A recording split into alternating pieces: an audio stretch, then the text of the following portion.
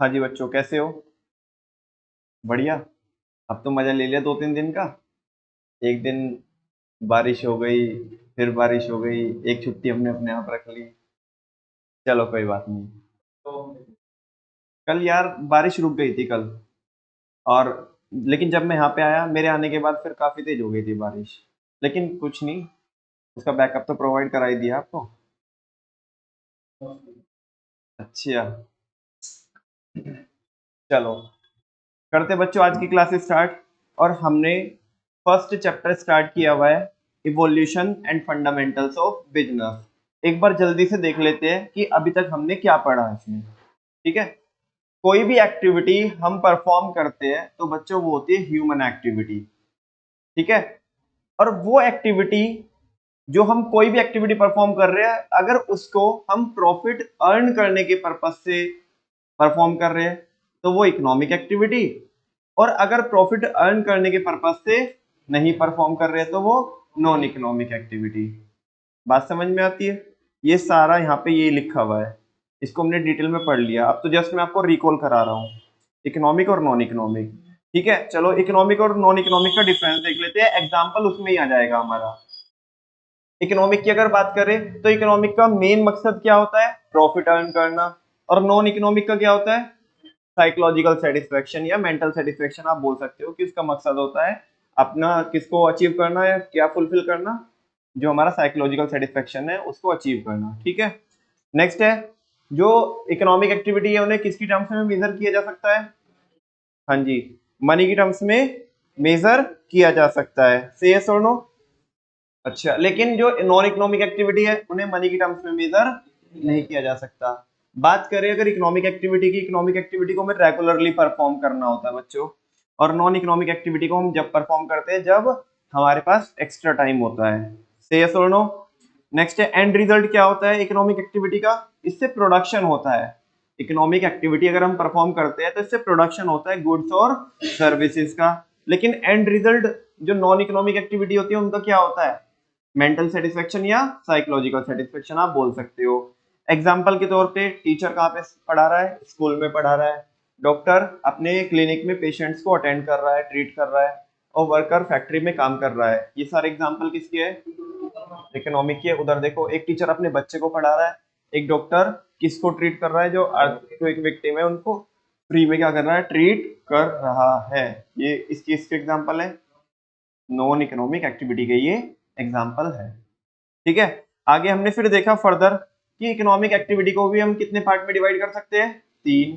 पहला बिजनेस, दूसरा प्रोफेशन, और तीसरा एम्प्लॉयमेंट। ठीक है। और इसमें हमने क्या स्टार्ट कर दिया था और खत्म भी कर दिया था? बिजनेस। बिजनेस भी पढ़ लिया हमने, बिजनेस के फीचर्स भी पढ़ लिए। आज जो मैं शुरू करूंगा वो प्रोफेशन शुरू करूंगा। ठीक है ना? लेकिन एक बार बिजनेस देख लेते हैं। बिजनेस क्या होता है? बिजनेस माने ऐसी इकोनॉमिक एक्टिविटी जो किससे ताल्लुक रखती है, जो किससे रिश्ता रखती है, यानी कि जिसमें हम क्या करते हैं? या तो प्रोडक्शन करते हैं, या परचेज करते हैं, सेल करते हैं, या सप्लाई करते हैं किसको? सर्विसेज को। ठीक है ना? अच्छा, क्या करने के पर्पज से? प्रॉफिट अर्न करने के पर्पज से। प्रॉफिट अर्न करने के पर्पज से जो हम क्या करते हैं? प्रोडक्शन करते हैं, परचेज करते हैं, सेल करते हैं, सर्विसेज को सप्लाई करते हैं। तो ये सारी जो इकोनॉमिक एक्टिविटी होती है प्रॉफिट कमाने के पर्पज से, इनको बोलते हैं बिजनेस। क्या बोलते हैं? जैसे कोई इंसान फार्मिंग कर रहा है, या कोई मैन्युफैक्चरिंग कर रहा है, कोई फिशिंग कर रहा है, या बाकी अभी जो वर्कर्स है। ठीक है ना? जो वर्कर्स है, अब मैं आपसे पूछना चाहता हूँ ये वाला सवाल कि जो वर्कर्स है वो फैक्ट्री में जा रहे हैं तो क्या वो बिजनेस कर रहे हैं? नहीं, वो किस में है? एम्प्लॉयमेंट में है। लेकिन जो ओनर है, ओनर ओनर एक फैक्ट्री चला रहा है, एक मैन्युफैक्चरिंग प्लांट चला रहा है, तो वो क्या है? क्योंकि वहां पे प्रोडक्शन हो रहा है। ठीक है ना? अच्छा, फिर हमने ये देखा था कि जब भी हमारे घर पे कोई गेस्ट आते हैं तो हमारी मम्मी क्या करती है? हमारा गुणगान करती है, उनके सामने उनके फीचर्स बताती है उनको। तो ताकि हमारे जो हमारे घर पे गेस्ट आए हैं वो समझ सके कि ये आइटम क्या है। ठीक है ना? ऐसे ही हमें बिजनेस को और ज्यादा समझने के लिए बिजनेस के फीचर्स देखने पड़ेंगे। और सारे बच्चों को याद है कि हमने इसमें देखा था क्या? Pure ERP.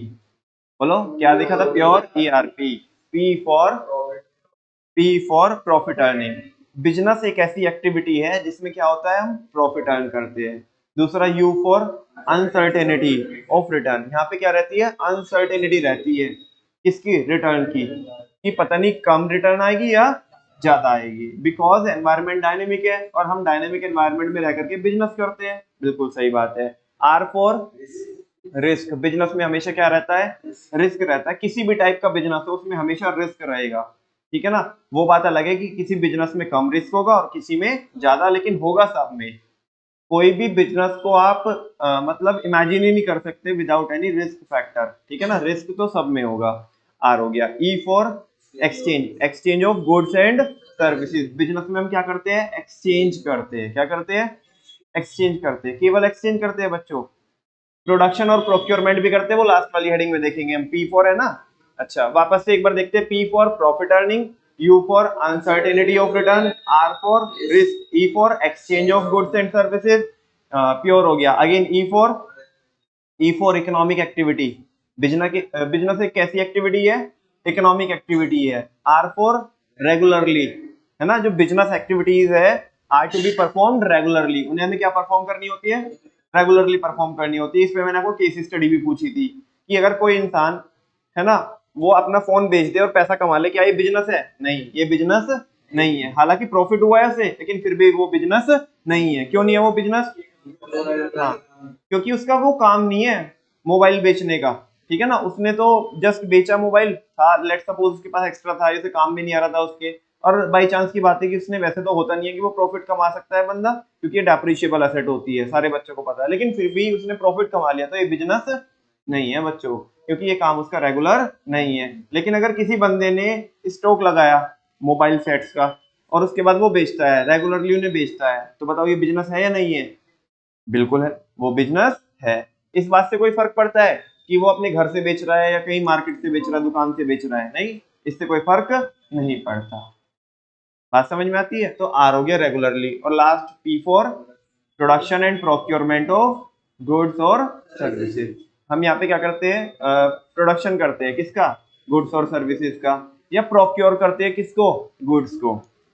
प्रोक्योरमेंट का मतलब बताया था मैंने आपको। हाँ जी, बोलो क्या? परचेजिंग, है ना, खरीदना। खरीदने को क्या बोलते हैं? प्रोक्योरमेंट बोलते हैं। क्या बोलते हैं? प्रोक्योरमेंट। जैसे आप क्या करते हो, मान लिया कोई चीज खरीदोगे आप, ठीक है ना, अपने सप्लायर से, तो आप ये बोलोगे कि यार मैं इसको प्रोक्योर करके लेके आ रहा हूँ। PROCUREMENT, प्रोक्योरमेंट, ठीक है ना। अगर कोई एक मैन्युफैक्चरर है, वो सबसे पहले क्या करेगा? रॉ मटेरियल को प्रोक्योर करेगा, परचेज करेगा, देन उसे किस में कन्वर्ट करेगा? फिनिश गुड्स में कन्वर्ट करेगा, देन क्या करेगा? सेल करेगा। अच्छा, इसकी जो सेल है वो अगले के लिए क्या है? प्रोक्योरमेंट है, यानी कि परचेज है। समझ में आई? तो बिजनेस में सेल परचेज होता है, यानी कि प्रोक्योरमेंट होता है और प्रोडक्शन होता है किसका? गुड्स और सर्विसेज का। ये हमने लास्ट में ये वाला देखा था, देखो ये वाली हेडिंग, ये रही। और इस तरीके से करके बच्चों हमारे जो क्या है, फीचर्स है किसके? बिजनेस के, वो क्या हो जाते हैं? पूरे हो जाते हैं। और वो क्या है? Pure ERP। आई थिंक आपके माइंड में सेट हो गए होंगे, ठीक है। नेक्स्ट टॉपिक आज चालू करते हैं हम, प्रोफेशन। बड़े कमाल का टॉपिक है प्रोफेशन। ध्यान से सुनना बच्चों। कोई भी बंदा अपने आप को डॉक्टर बोल सकता है क्या? नहीं बोल सकता ना। कोई भी बंदा अपने आप को चार्टर्ड अकाउंटेंट बोल सकता है क्या? नहीं बोल सकता। कोई भी बंदा अपने आप को लॉयर बोल सकता है क्या? नहीं बोल सकता। उसे क्या करना होगा? उसे क्या करना होगा? कुछ स्पेसिफाइड एग्जामिनेशंस होते हैं, वो क्लियर करके डिग्री लेनी होगी। लेकिन अगर मैं आपसे पूछूं कि बिजनेस कोई स्पेसिफाइड बंदा कर सकता है? बिजनेस तो कोई भी कर सकता है। बिजनेस तो कोई भी कर सकता है, क्योंकि उसके लिए कोई क्वालिफिकेशन की जरूरत नहीं होती है। लेकिन प्रोफेशन के अंदर हर एक बंदा नहीं आता। अब सवाल तो यही है ना कि प्रोफेशन क्या होता है?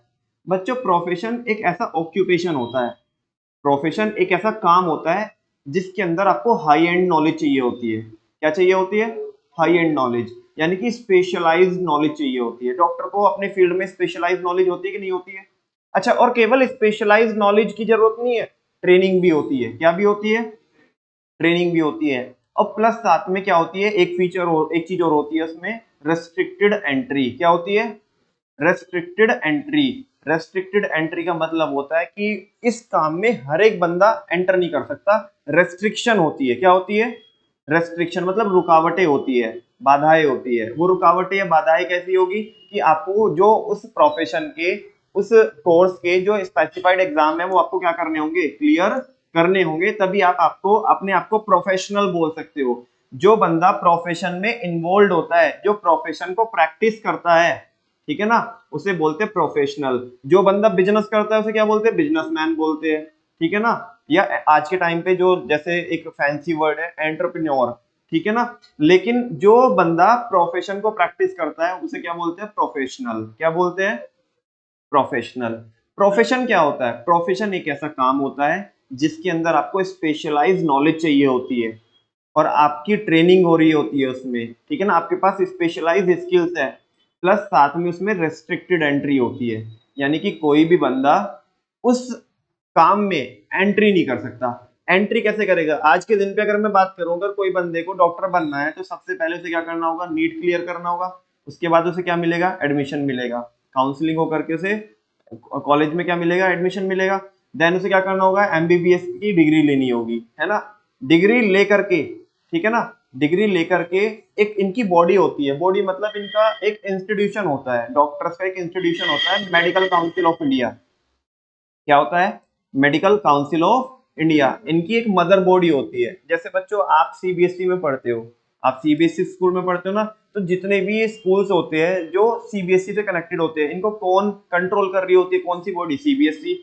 तुम्हारे लिए रूल्स एंड रेगुलेशन बनाने हैं, करिकुलम डिजाइन करना है, ठीक है ना, कब कैसे कैसे एग्जाम लेने हैं, सबमिटिव वाले फॉर्मेट में लेने हैं। जो सबमिटिव होते थे ना, एक बार सबमिटिव असेसमेंट होते थे, एसए और एफए होते थे, या फाइनल एग्जाम लेने, एक बार लेने, दो बार लेने, ये सारे रूल्स एंड रेगुलेशन कौन बनाता है तुम्हारे लिए, सीबीएसई।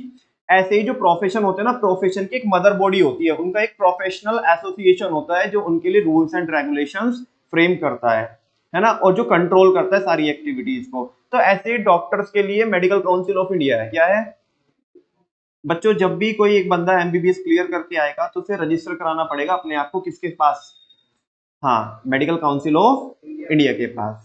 सही सुनो, अच्छा, वो उनको रजिस्ट्रेशन नंबर अलॉट करेंगे। क्या अलॉट करेंगे, तुमने देखा होगा कि कई बार ऐसा होता है कि हमारे शहर में या गांव में, कस्बा में क्या होता है कि कुछ रेड पड़ती है, मान लिया डॉक्टर्स के ऊपर रेड पड़ रही है, ठीक है। आधे जो क्लिनिक होते हैं ये जो वो बंद करके भाग जाते हैं। क्यों बंद करके भाग जाते हैं, क्योंकि उनके पास डिग्री नहीं है, वो डॉक्टर्स ही नहीं है।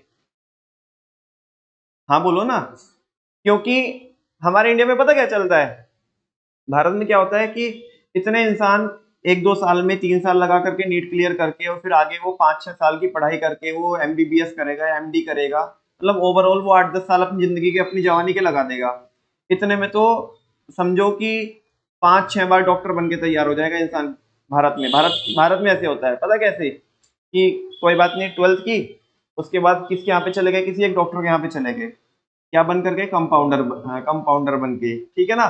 और अगले 2 साल में बस वो डॉक्टर ही बन के निकलेगा वहां से, मतलब इधर से कंपाउंडर डालो और उधर से क्या बन के आएगा, डॉक्टर। अगला जो एक्चुअल में मेहनत कर रहा है, वो उसको अभी नीट ही क्लियर करने में बड़ी दिक्कतें आ रही है।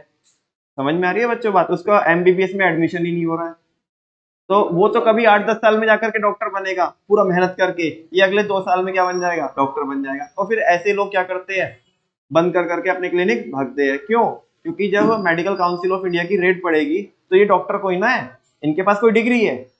पहली बात तो अपने आप को डॉक्टर बोल भी नहीं सकते, ना ही तो इनके पास कोई डिग्री है, ना ही रजिस्ट्रेशन नंबर है। ये तो जस्ट क्या है, इन्होंने तो बस वो प्रैक्टिकल चीजें देखी है कि हाँ भाई इस केस में ये दवाई लिख रहे डॉक्टर साहब, तो बस वो, और इनका बस इतना ही है। क्या चाहिए, ऐसे नहीं होता, वो कोई छोटी मोटी ऐसी डिग्री ले ली, मान लिया, मतलब अलग टाइप की जो होती है उसमें, जैसे वो होती है आई थिंक एक इसमें अलग अलग होता है, जो मेडिकल स्टोर वालों को डिप्लोमा वगैरह चाहिए होता है, डिप्लोमा। हाँ हाँ हाँ हाँ, तो ये छोटे मोटे कोई डिप्लोमा ले लेते हैं, ठीक है ना, जस्ट दिखाने के लिए कि हाँ बस ये लगा हुआ है। एक्चुअल में कभी इनके तुम देखोगे तो इनकी जो प्रेस्क्रिप्शन होती है ना, उस पर कभी लिखा नहीं होगा, इनके क्वालिफिकेशन नहीं लिखी होगी, रजिस्ट्रेशन नंबर नहीं लिखा हुआ।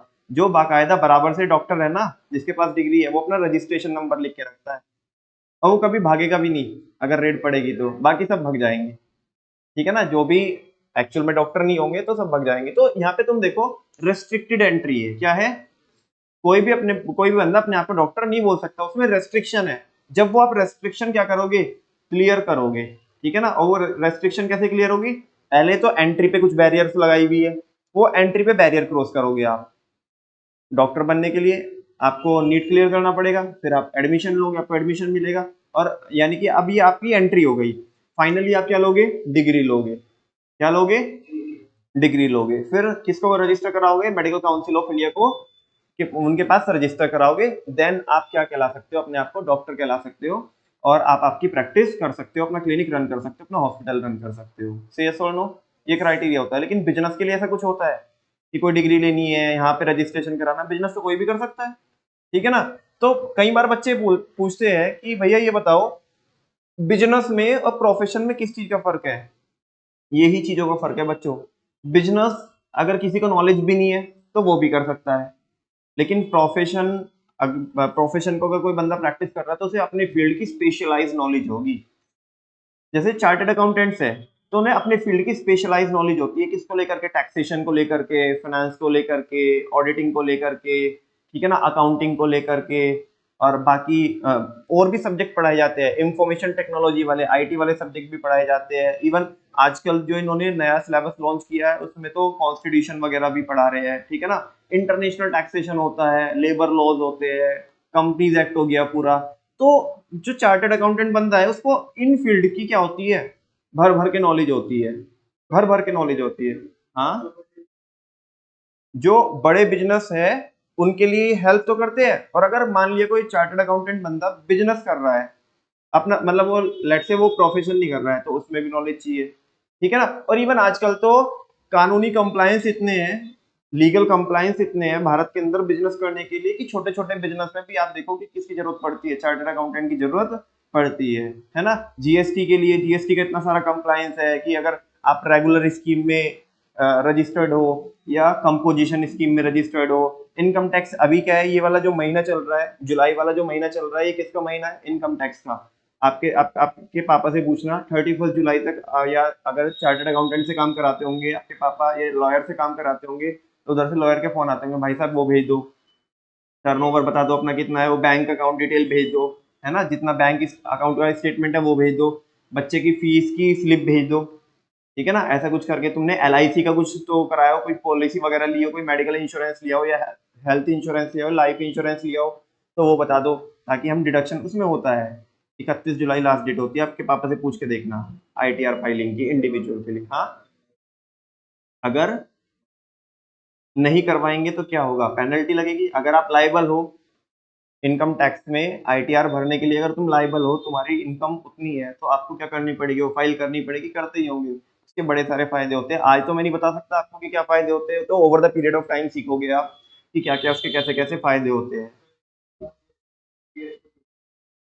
अब सबके पास क्या है? जीएसटी है, क्योंकि यार तुम कोई भी काम कराने के लिए चले जाओ बैंक में, सबसे पहले क्या मांगते हैं? वो भी मांगते हैं आपकी आईटीआर, मांगते हैं इनकम टैक्स रिटर्न, मांगते हैं पिछले 3 सालों की, और जीएसटी में रजिस्ट्रेशन मांगते हैं, करंट अकाउंट अगर आपको खुलवाना है तो ये सारी चीजें चाहिए ही होती है, बड़े सारे कंप्लाइंस है। बिल्कुल। वैसे भी और क्या है कि भारत में नॉलेज बहुत लोगों को कम है। तुम देखो एक्चुअली में क्या होता है, अगर अभी ये पीछे से जीएसटी की रेट पड़ी थी, बुढ़ाना में चल रहा था ना कार्यक्रम, एक दो के यहाँ पे रेट पड़ी भी है, काफी बड़ी रेट पड़ी है, ठीक है। तो उसमें क्या रहता है कि लोगों को नॉलेज कम है ना, ऐसे में क्या होता है, जिनको नॉलेज नहीं है वो तो भगते ही है, लेकिन जिनको नॉलेज भी है ना, मतलब जो सही भी कर रहा है वो भी भग जाते हैं बंद करके। क्यों? ऐसा क्यों होता है? क्योंकि भाई ऑफिसर का कुछ नहीं पता, ऑफिसर को कुछ नहीं पता कि कुछ का कुछ भी हो जाएगा, है ना, तो इसलिए लोग बंद करके चले जाते हैं।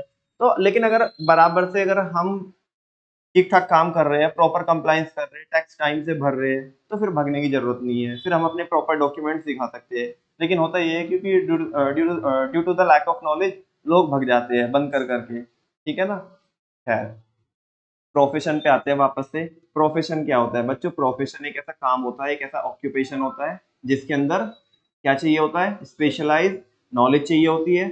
उस बंदे को स्पेशल उसकी एक क्या कंडक्ट कराई जाती है? ट्रेनिंग कंडक्ट कराई जाती है। और इसमें क्या होती है? रेस्ट्रिक्टेड एंट्री होती है, यानी कि कोई भी बंदा प्रोफेशन में एंटर नहीं कर सकता। कोई भी बंदा मतलब इन द सेंस कि हर एक बंदा, ठीक है ना, जो स्पेसिफाइड एंट्री लेवल पे एग्जाम क्लियर करेगा और एग्जिट लेवल पे एग्जाम क्लियर करेगा और फाइनली रजिस्टर कराएगा अपने आप को, वो ही अपने आप को क्या कहला सकता है? प्रोफेशनल कहला सकता है। बात समझ में आई? पढ़ा दूं ये? अच्छा, ये तो समझ में आ गया हो कि ये बिजनेस से क्या है, अलग है। अगर कोई लेट सपोज तुम्हारी फैमिली में या आगे चल करके तुम क्या, लेट सपोज तुम सीए या सीएस या लॉयर बन गए, है ना, या आपने बिल्कुल ही चेंज कर दिया कि डॉक्टर, आप डॉक्टर वाली फील्ड में चले गए, ठीक है ना, तो कोई बंदा ये बोलने लगे आपको कि भाई तुम तो बिजनेस करते हो, तो क्या वो सही बोल रहा है? तुम क्या बोलोगे? हम भाई बिजनेस नहीं करते, हम क्या करते हैं, हम किसको प्रैक्टिस करते हैं? प्रोफेशन को। किसको प्रैक्टिस करते हैं? और हम प्रोफेशनल है। कौन है? प्रोफेशनल, ऐसा आप बोलोगे, ठीक है। अच्छा, वो बोलेगा तो इसे बिजनेस क्यों नहीं बोलते, तो आप उसे समझा सकते हो कि बिजनेस किसे बोलते हैं और प्रोफेशन किसे बोलते हैं? बताओ कैसे समझाओगे उसे?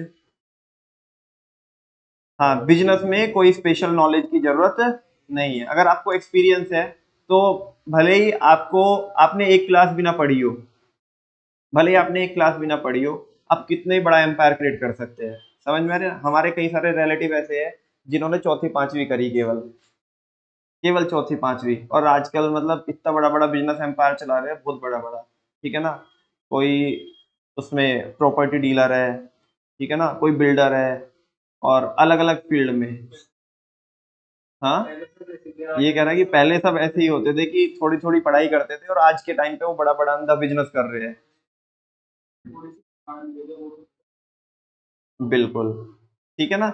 अच्छा, आज के टाइम पे आपके साथ क्या एडवांटेज होगी, अगर आप प्रॉपर मान लिया बिजनेस भी करना चाहते हो और आपको नॉलेज होगी, है ना, बराबर से बिजनेस की नॉलेज होगी कि भाई कहाँ पे क्या चीज कैसे होती है, कैसे स्ट्रेटेजीज बनती है, कंपनी कैसे फॉर्म होती है, ये सारी चीजें अगर आप 11th 12th में पढ़ के जाओगे बच्चों, तो जब आप अपने टाइम पे बिजनेस करोगे तो आप उस नॉलेज को यूटिलाइज कर सकते हो, नहीं कर सकते हो? बिल्कुल कर सकते हो। जहाँ पे आपको दूसरे के ऊपर डिपेंड होना पड़ेगा, भाई बड़े बिजनेस को करने के लिए टीम तो बनानी पड़ेगी, आपको लोगों को तो हायर करना पड़ेगा, लेकिन आपको भी तो नॉलेज होनी चाहिए। मान लिया आप किसी बिजनेस मीटिंग में बैठे हो, और जो पढ़े लिखे जो होशियार लोग हैं, तुमने उन्हें हायर करके रखा अपनी कंपनी में, वो कुछ भी बोल रहे हैं, तो वो क्या बोल रहे हैं तुम्हें समझ में भी तो आना चाहिए। ये एक्सपेक्ट नहीं किया जाता आपसे कि आपको बहुत ज्यादा स्पेशलाइज नॉलेज हो, लेकिन एटलीस्ट वो बंदा बोल क्या रहा है ये तो समझ जाए। हाँ भाई, अच्छा ये इस फील्ड में ऐसे होता है, चल ठीक है, हाँ यार कर लेंगे, मैनेज कर लेंगे इसे। उसको बोलना, मिश्रा जी को बोलना, वो बनाएंगे, इसके लिए पॉलिसीज बनाएंगे, ठीक है ना। उधर से तुम बिजनेस मीटिंग में बैठ करके, अपने कॉन्फ्रेंस रूम में बैठ करके इतना तो बोल सकते हो, है ना। और अगर मान लिया वो सामने वाला बहुत टेक्निकल, बहुत भारी बोलते जा रहा है, तुम अपने बगल वाले से पूछ रहे हो, ए बताना क्या बोल रहा है रे, ठीक है। तो बच्चों, आज का जमाना बड़ा क्या है, डायनेमिक है, तो आपको भी नॉलेज होनी चाहिए बिजनेस करने के लिए। आपके पापा से पूछ के देखना बेटा, कस्टमर की जेब से 1 रुपया निकालने में, 1 रुपया निकालने में भी कितनी मेहनत लगती है। कस्टमर नहीं चाहता आज के टाइम में कि वो पैसा निकाल के दे। बिल्कुल। और उसकी जेब से पैसा निकालने के लिए आप आपके पापा के एफर्ट्स देखा करो कि कितने लगाते हैं एफर्ट्स, ठीक है ना, कैसी कैसी पॉलिसीज बनाते हैं, कैसे कैसे टैकल करते हैं, ठीक है ना, वो सारी चीजें। बात समझ में आ रही है? खैर, बात करते हैं प्रोफेशन की। अब मैं इसका टेक्स्ट पढ़ाता हूँ, मैंने प्रोफेशन के बारे में बता तो दिया आपको, उसके साथ हमने थोड़ी थोड़ी और भी डिस्कशन किया है एडिशनल। चलो देखते हैं। Profession refers to an occupation. Profession एक ऐसा ऑक्यूपेशन होता है, एक ऐसा काम होता है दैट रिक्वायर्स, जिसके लिए आपको क्या चाहिए होती है? Specialise knowledge. क्या चाहिए होती है? स्पेशलाइज नॉलेज चाहिए होती है। डॉक्टर को नॉलेज नहीं होती जो बराबर से डॉक्टर बन के आया है? बिल्कुल होती है नॉलेज, भाई उसको सिस्टमेटिकली चीजें पढ़ाई जाती है ना, है ना। जब वो अपनी पढ़ाई के दौरान एमबीबीएस या एमडी जो भी एमएस करेगा, उसके दौरान उसको चीजें सारी सिखाई जाती है ना। बिल्कुल। अच्छा, उसके पास स्किल्स होती है, क्या होती है? स्किल्स होती है बराबर से, और उसकी ट्रेनिंग मतलब हो रखी होती है। जब भी बच्चा पढ़ रहा होता है, जो मेडिकल स्टूडेंट होता है वो पढ़ रहा होता है, तो अलोंग विद हिज और हर स्टडीज, ठीक है ना, उसको किस पे भेजा जाता है? ट्रेनिंग के लिए भेजा जाता है, जिसको आर्टिकलशिप बोलते हैं। क्या बोलते हैं? आर्टिकलशिप बोलते हैं, या इंटर्नशिप भी बोलते हैं। क्या बोलते हैं? इंटर्नशिप। उसको बड़े बड़े हॉस्पिटल्स में क्या किया जाता है? भेजा जाता है, क्या करने के लिए? प्रैक्टिकल नॉलेज लेने के लिए। वो अपनी पढ़ाई भी करता रहता है, एग्जाम वगैरह भी देता रहेगा, लेकिन प्रैक्टिकल नॉलेज भी वो लेता रहता है, ठीक है ना। अभी तुमने उसे बुक्स में पढ़ा दिया, है ना, और लेकिन जो ह्यूमन बॉडी है उसको प्रैक्टिकली कैसे डील करना है वो बताया नहीं, वो समझाया नहीं, वो दिखाया नहीं, ठीक है ना। पता पड़ा उसने किसी की बॉडी खोली, अपने इंस्ट्रूमेंट अंदर ही भूल गया, अब बॉडी को क्या कर दिया? हाँ, उसके टाके लगा दिए, बाद में कह रहा हो मेरे टूल्स कहाँ गए वगैरह, वो तो इसके अंदर है, खोलो रे खोलो इसे दोबारा। ऐसे कोई ना होगा। हाँ, हाँ, साथ साथ में भी भेजते हैं, बाद में भी उसे क्या करनी होती है? ट्रेनिंग करनी होती है, साथ में भी और बाद में भी कर सकता है। बात समझ में आ रही है बच्चों? तो उसकी क्या होती है, उसके पास स्पेशलाइज नॉलेज होती है, स्किल्स होती है, उसकी ट्रेनिंग होती है, और सबसे मेन बात, and in which entry is restricted, इनमें एंट्री क्या होती है, रेस्ट्रिक्टेड होती है। कोई बंदा है बोलने लगे अरे बिजनेसमैन तो कोई बन जाता है, हाँ बन जाता है, तो कोई बात नहीं, मैं भी प्रोफेशनल बन जाऊंगा। अब ऐसे नहीं बनेगा भाई, इतना आसान नहीं है। उसके लिए आपको प्रॉपर जो क्राइटेरिया होता है ना, उस क्राइटेरिया को क्या करना पड़ेगा, फुलफिल करना पड़ेगा। ठीक है ना, बात समझ में आई आपको? बिल्कुल। People engaged in profession are known as professionals.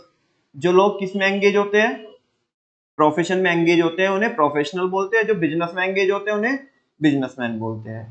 ठीक है ना। अच्छा, for example chartered accountants, CS company secretaries, lawyers हो गए, डॉक्टर्स हो गए, वगैरह वगैरह। ठीक है, अब इसके कैरेक्टरिस्टिक्स देखे।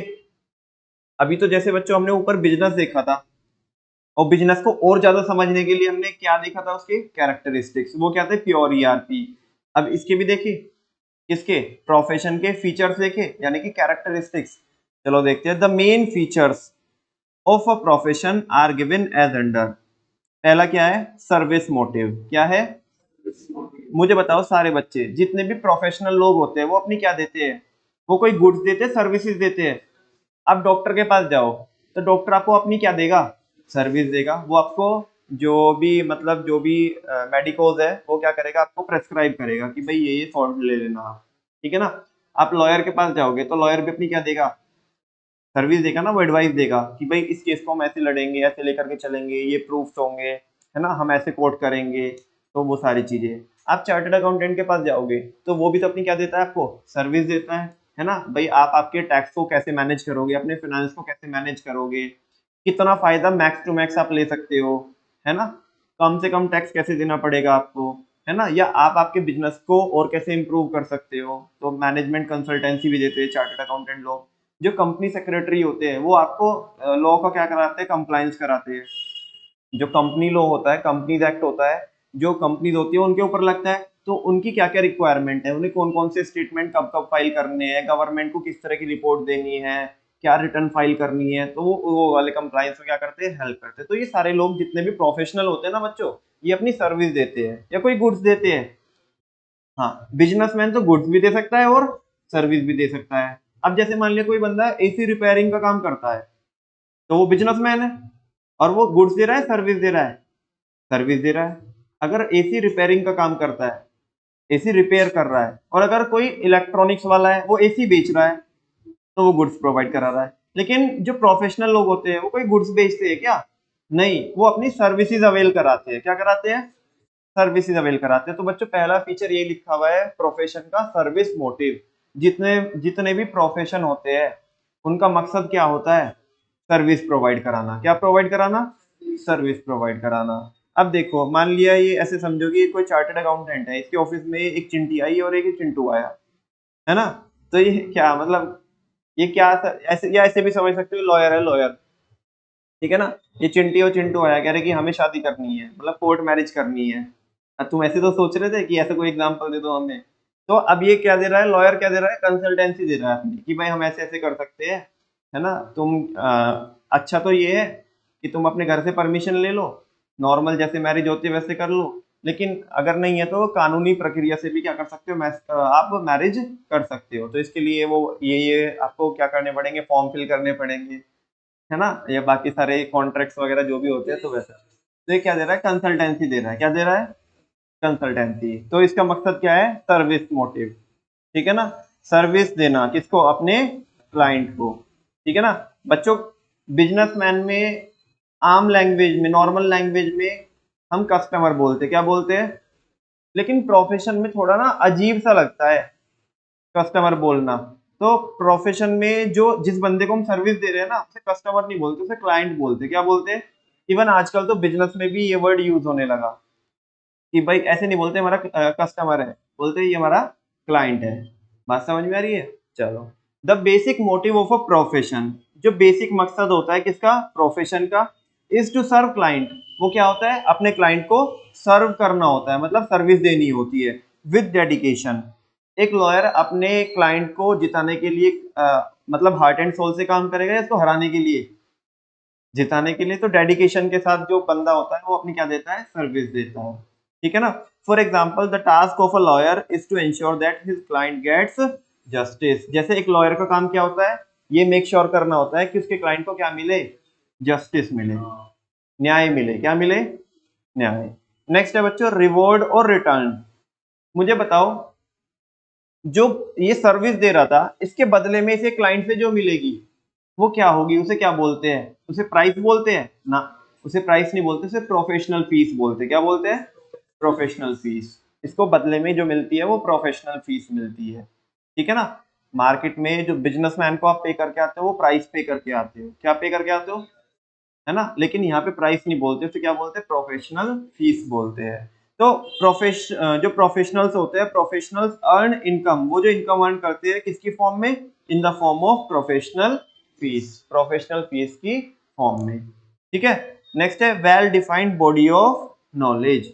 Well defined body of knowledge का मतलब होता है बच्चों सिस्टमेटिक बॉडी ऑफ नॉलेज। क्या होता है, अच्छा जब कोई बंदा वो पढ़ाई कर रहा होगा डॉक्टर की या सीए की पढ़ाई कर रहा होगा, सीएस की पढ़ाई कर रहा होगा, लॉयर की पढ़ाई कर रहा होगा, एलएलबी वगैरह कर रहा होगा, तो उसे जो मर्जी आ रहा वही पढ़ाए जा रहे हैं, सिस्टमेटिकली तरीके से पढ़ाते हैं, सिस्टमेटिक तरीके से पढ़ाते हैं ना, one by one, step by step. पहले आसान चीजें बताएंगे, फिर उसकी उसकी बिल्कुल पीक लेवल तक जाएंगे, है ना। तो ये वही तो बोला, well defined body of knowledge. यहाँ पे क्या होती है बच्चों, वेल डिफाइंड बॉडी होती है किसकी, नॉलेज की, यानी कि सिस्टमेटिकली चीजों को सिखाया जाता है।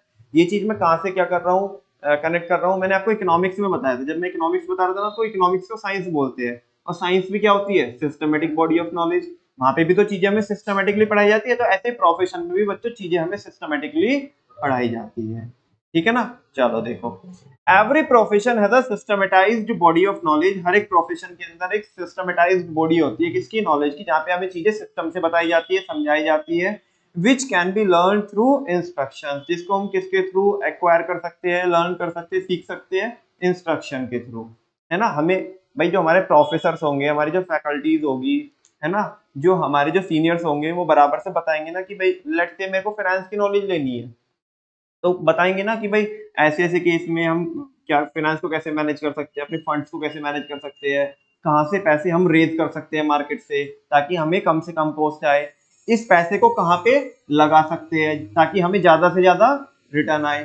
तो ये चीजें हमें सिस्टमेटिकली हमें बताई जाती है, कैसे डिसीजन लेना चाहिए कि कौन से प्रोजेक्ट में पैसा लगाए, वेदर इस मशीनरी को परचेज करे या इस मशीनरी को परचेज करे। तो इसकी बराबर से क्या क्या होती है, कैलकुलेशंस होती है, तो जो हमें अपनी स्टडी के दौरान सिखाई जाती है, बताई जाती है, ठीक है ना।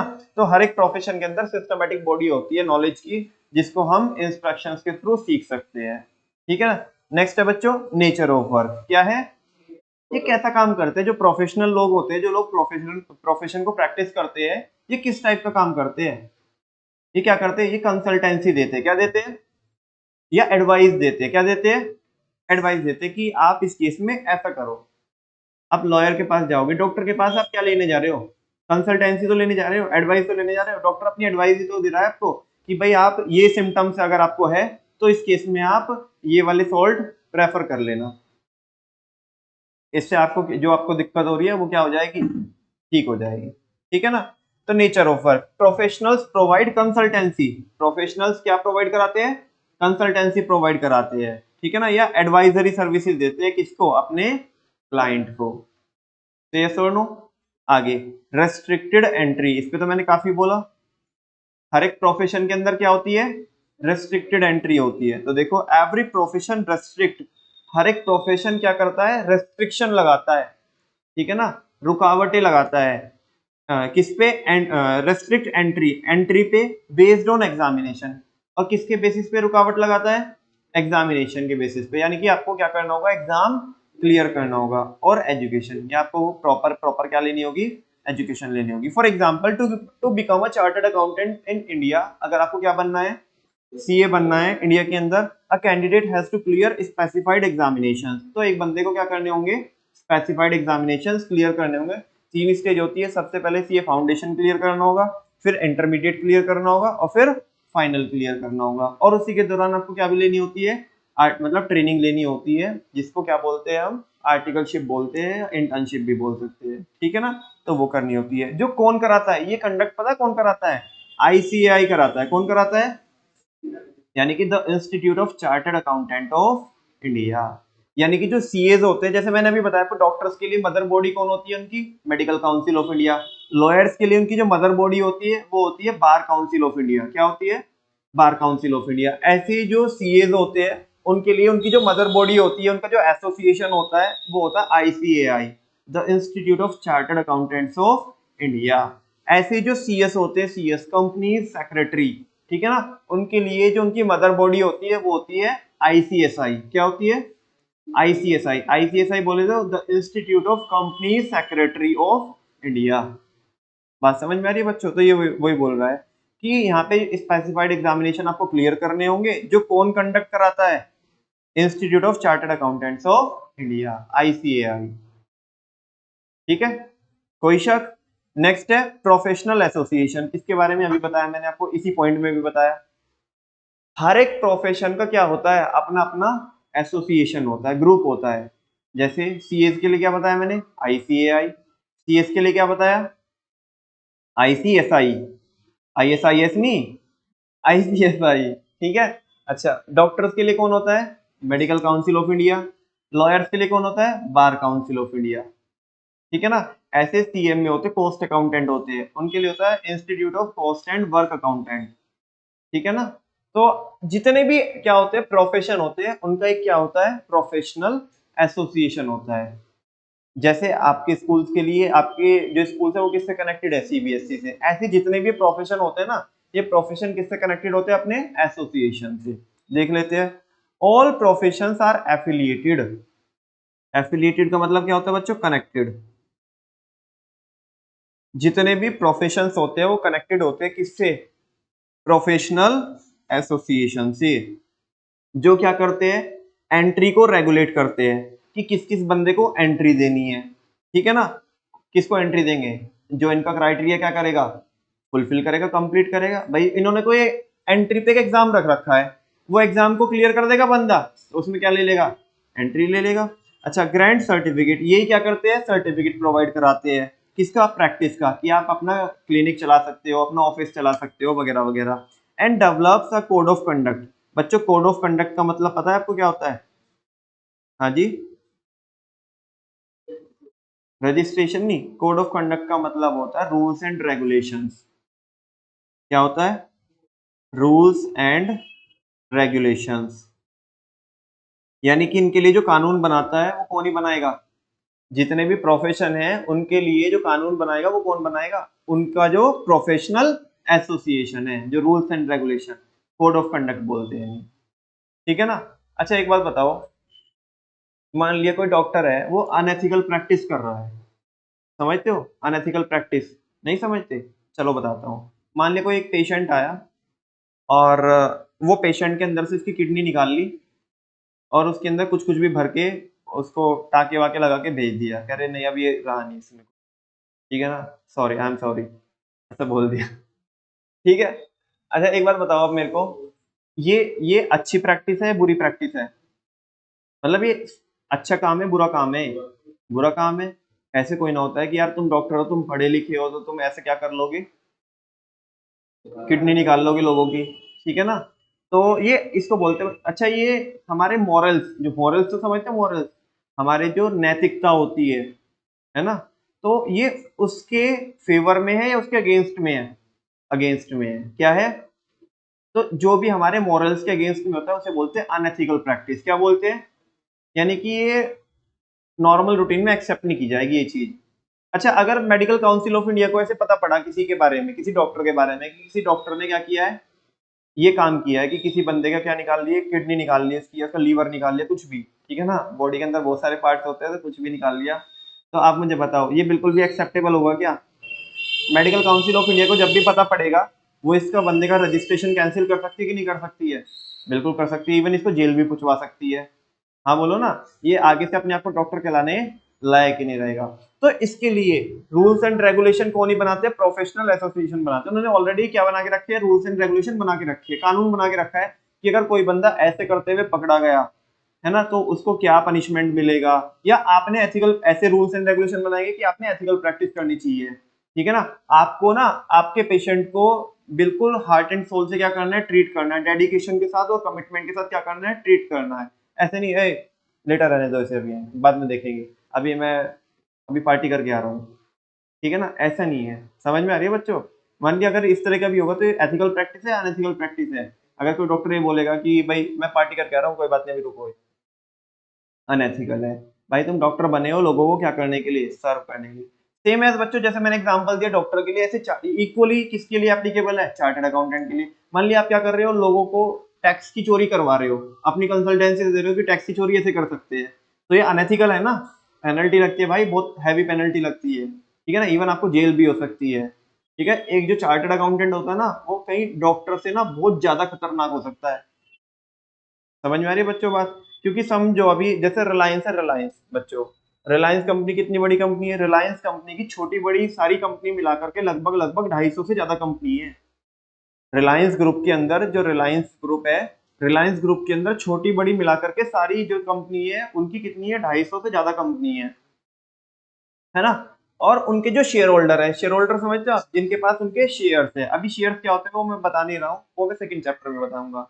उनके जो शेयर होल्डर है, ठीक है ना, यानी कि जिन लोगों ने उसमें रिलायंस कंपनी में क्या किया हुआ है, अपना पैसा इन्वेस्ट किया हुआ है, ठीक है ना, वो 35 लाख से ज्यादा शेयर होल्डर है उनके। कितने लाख से ज्यादा शेयर होल्डर है। अच्छा, किसी ने अपनी पूरी जिंदगी की सेविंग्स लगाई है। समझ में आ रही है बच्चों बात।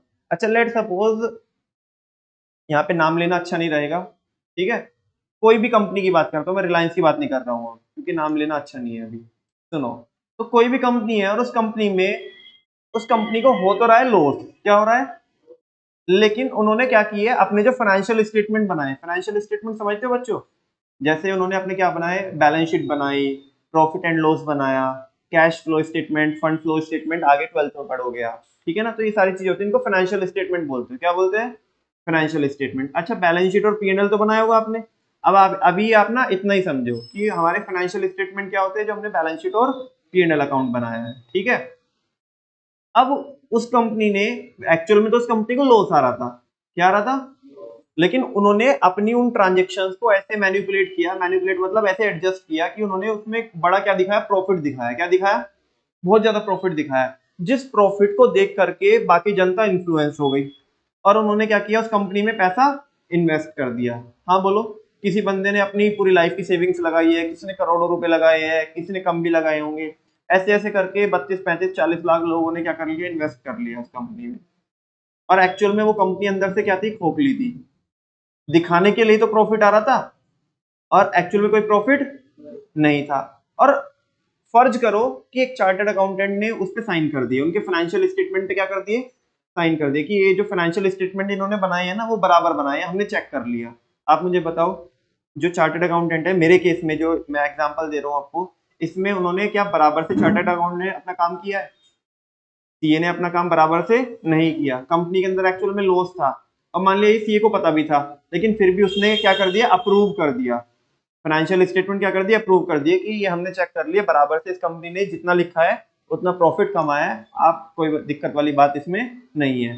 केवल केवल वो सीए के किसके बेसिस पे, सिग्नेचर के बेसिस पे, किसके बेसिस पे, सिग्नेचर के बेसिस पे जनता ने क्या कर लिया, इन्वेस्ट कर लिया। और जब इस कंपनी का क्या खुलेगा, फ्रॉड खुलेगा मार्केट में, कभी ना कभी तो ऐसा होगा ना, लोगों को पता पड़ेगा, चीजें निकल करके आएगी, है ना। आप मुझे बताओ, ये जो लोगों ने क्या किया है, इन्वेस्ट किया है, ये बर्बाद हो सकते हैं कि नहीं हो सकते। किसी की पूरी लाइफ की सेविंग चले जाए, किसी ने इवन ऐसा भी हो सकता है लोन लेकर के पैसा क्या किया हो, इन्वेस्ट किया हो, है ना। तो बहुत पैनिक वाली सिचुएशन हो जाएगी कि नहीं हो जाएगी। बहुत सारे लोग अपने आप को, अपनी लाइफ को हार्म पहुंचा सकते हैं डिप्रेशन में आकर के। तो आप मुझे बताओ कि जहाँ पे तुम्हारे एक केवल सिग्नेचर करने से, किससे, तुम्हारे केवल एक सिग्नेचर करने से कितने लोगों ने रिलाई कर लिया, 40 50 लोगों ने क्या कर लिया, 40 50 लाख लोगों ने क्या कर लिया, रिलाई कर लिया, यानी कि विश्वास कर लिया, और उस कंपनी में क्या कर दिया, इन्वेस्ट कर दिया। लेकिन आपने आपका काम क्या क्या नहीं किया, ईमानदारी से नहीं किया। बात समझ में आ रही है। तो ऐसे में क्या होगा, दिक्कत वाली बात है या नहीं है। वो लोग, यानी कि कितने लोगों की जिंदगी तुम्हारे हाथ में है, समझ पा रहे हो आप। एक डॉक्टर तो एक टाइम पे ट्रीट कर सकता है 100 पेशेंट को, 150 पेशेंट को, 200 पेशेंट को, है ना। लेकिन तुम्हारे हाथों में कितने लोगों की लाइफ थी, कितने लोगों के घर परिवार चल रहे थे। 40-50 लाख लोगों ने तो इन्वेस्ट किया है आपके केवल एक सिग्नेचर करने से। उनके पीछे उनकी फैमिली भी है। समझ में आ रही है बच्चों? तो कितना खतरनाक हो सकता है चार्टर्ड अकाउंटेंट अगर वो अपना काम क्या नहीं करेगा, ईमानदारी से नहीं करेगा। तो ताकि हर एक प्रोफेशनल अपना काम ईमानदारी से करे, इसके लिए कानून बनाए होते किसने? उनके एसोसिएशन ने, कि आप ऐसा नहीं कर सकते, आप ऐसा नहीं कर सकते। अगर कोई चार्टर्ड अकाउंटेंट ऐसा करता हुआ पाया गया तो उसका रजिस्ट्रेशन नंबर क्या हो जाएगा? कैंसिल हो जाएगा, है ना। उसको क्या लगेगी? पेनल्टी लगेगी। इवन उसको क्या भी हो सकती है? जेल भी हो सकती है, उसको सस्पेंड कर देंगे। तो बड़ी सारी पेनल्टीज है। से सुनो, समझ में आई ना बच्चों बात? तो ये वही बोल रहे हैं कि जितने भी प्रोफेशन होते हैं, उनके जो प्रोफेशनल एसोसिएशन होते हैं, वो प्रोफेशनल एसोसिएशन क्या डेवलप करते हैं उनके लिए? अपने प्रोफेशन के लिए कोड ऑफ कंडक्ट, यानी कि रूल्स एंड रेगुलेशन बनाते हैं, कानून बनाते हैं। ठीक है। तो जैसे a lawyer has to become a member of the Bar Council of India to practise law in India. अगर एक लॉयर को, एक वकील को क्या करना है, भारत के अंदर प्रैक्टिस करनी है, तो उसे किससे मेंबरशिप नंबर लेना पड़ेगा? बार काउंसिल ऑफ इंडिया से। बात समझ में आई? अच्छा, नेक्स्ट है कोड ऑफ कंडक्ट। देखो आप देख रहे होंगे जो लास्ट वाली बच्चों 3 हेडिंग है, ये आपस में कनेक्टेड है। ये आपस में, इसने बताया रेस्ट्रिक्टेड एंट्री में बताया, क्या बताया कि यहाँ पे ना एंट्री को रोका जाता है, एंट्री पे रोक लगाई जाती है। ठीक है ना। और वो कौन लगाता है? प्रोफेशनल एसोसिएशन लगाता है। अगले पॉइंट में फिर हमने क्या ही पढ़ा? प्रोफेशनल एसोसिएशन कौन होता है। बात समझ में आ रही है? अच्छा, ये जो प्रोफेशनल एसोसिएशन होते हैं, इसी पॉइंट में हमने पढ़ा ये क्या भी बनाते हैं? कोड ऑफ कंडक्ट, यानी कि रूल्स एंड रेगुलेशन बनाते हैं। अगली हेडिंग में हम वही पढ़ रहे हैं, कोड ऑफ कंडक्ट। यहाँ पे क्या लिखा है देख लो, एवरी प्रोफेशन इज बाउंड। हर एक जो प्रोफेशन होता है ना, उसके क्या होते हैं? कुछ कोड ऑफ कंडक्ट होते हैं, माने रूल्स एंड रेगुलेशंस होते हैं, दैट गाइड, जो क्या करते हैं? गाइड करते हैं किसके बिहेवियर को? उनके मेंबर के बिहेवियर को। यानी कि जो रूल्स एंड रेगुलेशन आईसीएआई ने बनाए हैं, मेडिकल काउंसिल ऑफ इंडिया ने बनाए हैं, बार काउंसिल ऑफ इंडिया ने बनाए हैं, या किसने बनाए हैं? आईसीएसआई ने बनाए हैं। ये रूल्स एंड रेगुलेशन किसको गाइड करते हैं? उनके मेंबर को। मेंबर कौन है उनके? जिन्होंने वो स्पेसिफाइड एग्जामिनेशन क्लियर करके इनसे क्या लिया है? रजिस्ट्रेशन नंबर लिया है। बात समझ में आ रही है? तो इनको गाइड करने का मतलब कि भाई तुम इस केस में ऐसा करोगे, तुम इस केस में ऐसा करोगे, या तुम ये नहीं कर सकते। समझ में आ रही है बच्चों बात? जैसे मैं तुम्हें सिंपली बताऊं, कोई एक बंदा चार्टर्ड अकाउंटेंट है, तो वो ऐसा नहीं वो मार्केट में किसी के साथ भी लड़ता फिर रहा है, इसके ऊपर भी पेनल्टी है। तुम बोलोगे भैया ऐसे कैसे, कि ये पेनल्टी क्यों है? ये पेनल्टी इसलिए है यार, एक बंदा इतना बड़ा प्रोफेशन में वो इन्वॉल्व है, वो सीए बन के आया है, कोई मतलब छोटी मोटी चीज तो होगी नहीं, वो सीए बन के आया है। और उनकी भी तो इज्जत है ना, किसकी? आईसीएआई की इज्जत है कि नहीं है मार्केट में? हाँ बोलो।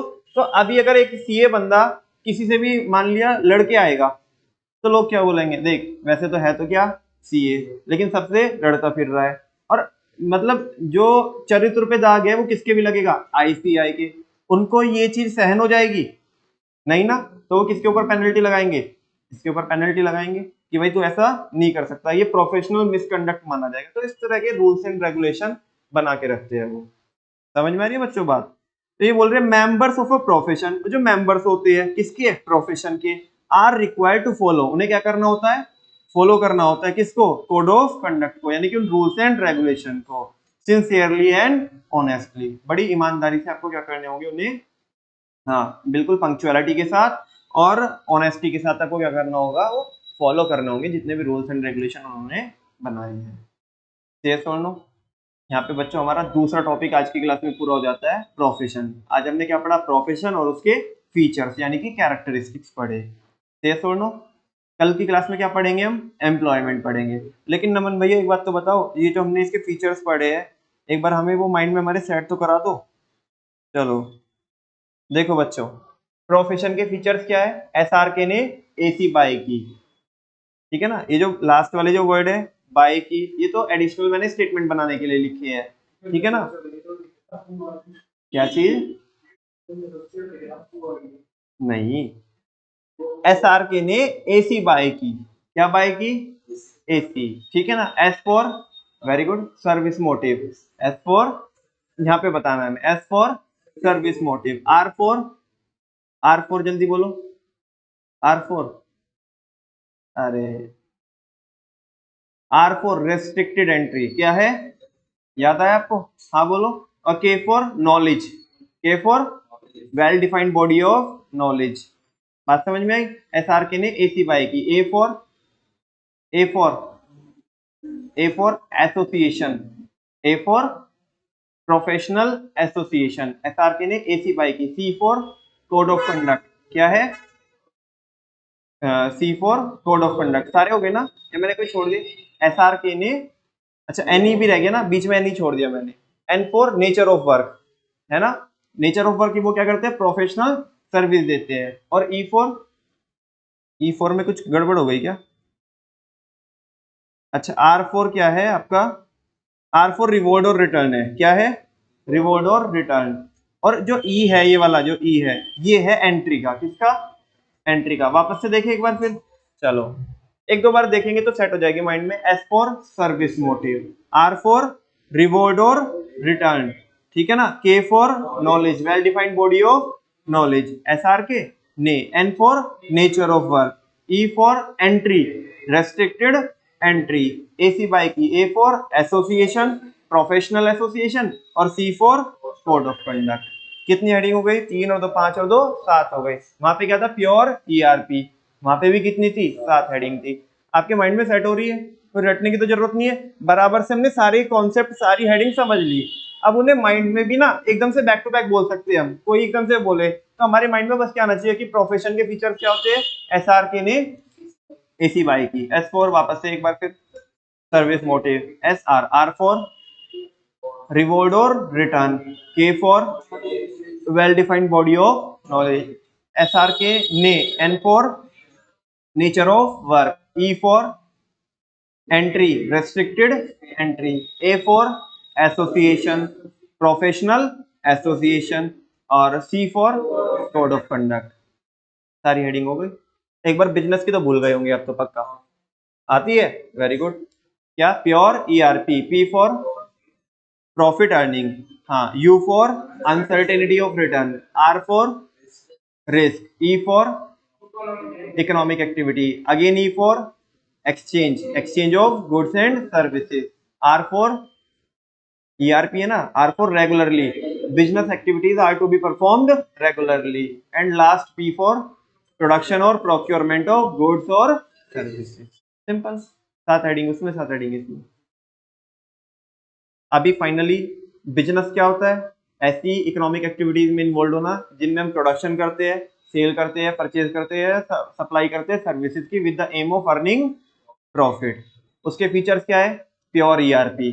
Profession is an occupation. Profession एक क्या होता है, ऑक्यूपेशन होता है in which there is a specialized knowledge, जहाँ पे क्या होती है, स्पेशलाइज्ड नॉलेज होती है, स्किल्स होती है, ट्रेनिंग होती है। Also in profession there is a restricted entry, क्या होती है, रेस्ट्रिक्टेड एंट्री होती है।